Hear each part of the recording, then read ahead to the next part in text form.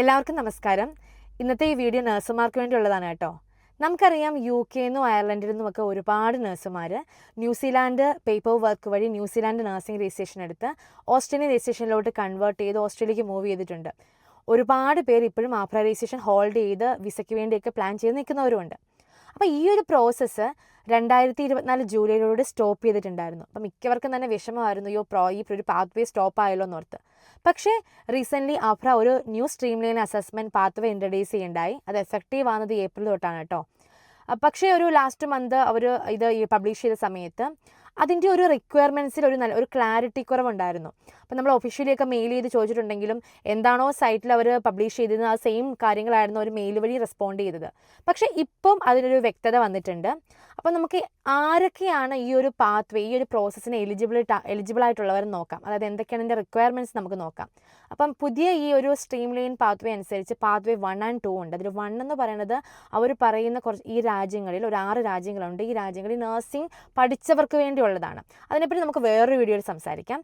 Path വേ 2 എന്ന് പറയുന്നത് നമ്മളുടെ ഹോം കൺട്രിയിൽ degree bachelor of nursing BSc nursing complete ചെയ്തവരാണെങ്കിൽ നമ്മൾ ഈ പറയപ്പെടുന്ന 6 രാജ്യങ്ങൾ, അതായത് UK, Ireland, Singapore, Spain, Canada and US, ഈ രാജ്യങ്ങളിൽ വാലിഡ് നഴ്സിംഗ് രജിസ്ട്രേഷൻ ഉണ്ട് അവിടെ വർക്ക് ചെയ്യുന്നവരാണെന്നുണ്ടെങ്കിൽ നമുക്കിനി ഡയറക്റ്റ് ഓസ്ട്രേലിയൻ രജിസ്ട്രേഷൻ എടുക്കാൻ സാധിക്കും. അപ്പോൾ എന്തൊക്കെയാണ് അതിൻ്റെ റിക്വയർമെൻറ്റ്സ് നോക്കാം.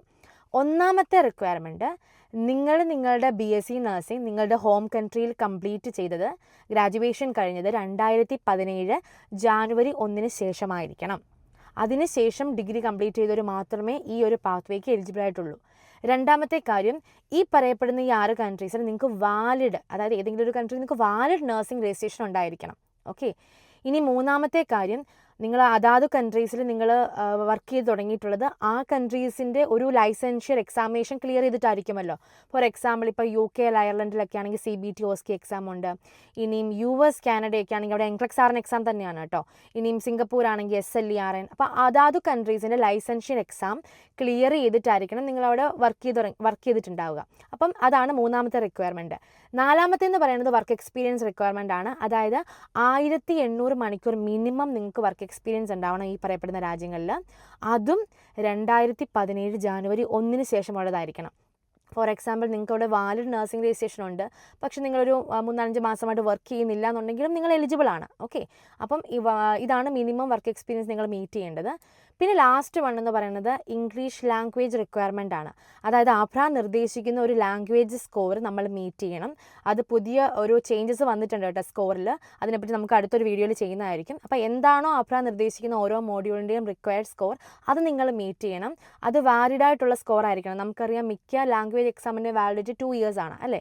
അപ്പോൾ വാലിഡായിട്ടുള്ള സ്കോർ നിങ്ങൾക്ക് ഉണ്ടായിരിക്കണം രജിസ്ട്രേഷന് വേണ്ടി. അതല്ല നിങ്ങളുടെ സ്കോർ എക്സ്പയർഡ് ആയെന്ന് കരുതുക. ഫോർ എക്സാമ്പിൾ നിങ്ങളിപ്പോൾ UKക്കോ അയർലൻഡിലൊക്കെ പോകുന്ന സമയത്തൊക്കെ അല്ലെങ്കിൽ കാനഡയ്ക്ക് പോകുന്ന സമയത്ത് നിങ്ങൾക്ക് അവിടത്തേക്ക് വേണ്ടിയും നിങ്ങൾ ലാംഗ്വേജ് എക്സാമിന് ഒരു സ്കോർ ഉണ്ടായിരിക്കണം അല്ലെ, മീറ്റ് ചെയ്യണം. അപ്പോൾ നിങ്ങൾ ആ സമയത്തേക്ക് എക്സാം എഴുതിയിട്ടുണ്ടായിരുന്നു. ആ സ്കോർ നിങ്ങളുടെ ആഫ്രയുടെ ഇപ്പോൾ പറയുന്ന സ്കോർ സെയിം, അതായത് നിങ്ങൾക്ക് ആ സെയിം സ്കോർ നിങ്ങൾക്ക് ഉണ്ടെന്ന് കരുതുക. പക്ഷേ നിങ്ങളുടെ ആ സ്കോർ എക്സ്പയർഡ് ആണെങ്കിലും നിങ്ങൾക്ക് സ്റ്റിൽ ആ സ്കോർ യൂസ് ചെയ്യാൻ പറ്റും. പക്ഷേ ഒറ്റ കണ്ടീഷൻ, നിങ്ങൾ ആ ടെസ്റ്റ്, അതായത് എക്സാം അറ്റൻഡ് ചെയ്ത ടെസ്റ്റ് ഡേറ്റിൻ്റെ വിത്തിൻ 1 yearനുള്ളിലെങ്കിലും നിങ്ങൾ ഈ പറയപ്പെടുന്ന രാജ്യങ്ങളിൽ നിങ്ങൾ വർക്ക് ചെയ്ത് സ്റ്റാർട്ട് ചെയ്തിട്ടുണ്ടാവണം. അങ്ങനെയാണെന്നുണ്ടെങ്കിൽ എക്സ്പയർഡ് ആയ സ്കോർ ആണെങ്കിലും നിങ്ങൾക്കത് യൂസ് ചെയ്യാൻ പറ്റും. അപ്പം ഇത്രയുമാണ് നമുക്ക് വേണ്ട റിക്വയർമെൻറ്റ്സ്. ഈ റിക്വയർമെൻറ്റ്സ് നിങ്ങൾക്ക് മീറ്റ് ചെയ്യാൻ പറ്റുന്നുണ്ടെങ്കിൽ നിങ്ങൾക്കിനി ഓസ്ട്രേലിയയിൽ നഴ്സായിട്ട് വർക്ക് ചെയ്യണം, അവിടേക്ക് മൈഗ്രേറ്റ് ചെയ്യണമെന്നൊരു സ്വപ്നം നിങ്ങൾക്ക് ഉണ്ടെന്നുണ്ടെങ്കിൽ ഈ ഒരു പാത്ത് വേയിലൂടെ നിങ്ങൾക്ക് രജിസ്ട്രേഷൻ എടുക്കാൻ സാധിക്കും. രജിസ്ട്രേഷൻ കിട്ടിയതിന് ശേഷം നിങ്ങൾക്ക് PR സ്കിൽ നോമിനേറ്റഡ് വിസ വഴിയോ അല്ലെങ്കിൽ എംപ്ലോയർ സ്പോൺസർഷിപ്പ് വിസകൾ വഴിയോ നിങ്ങൾക്ക് ഓസ്ട്രേലിയയിലേക്ക് മൈഗ്രേറ്റ് ചെയ്യാവുന്നതാണ്. അപ്പം ഇനിയും അടുത്ത വീഡിയോയിൽ നമുക്ക് കാണാം. അപ്പം ബൈ.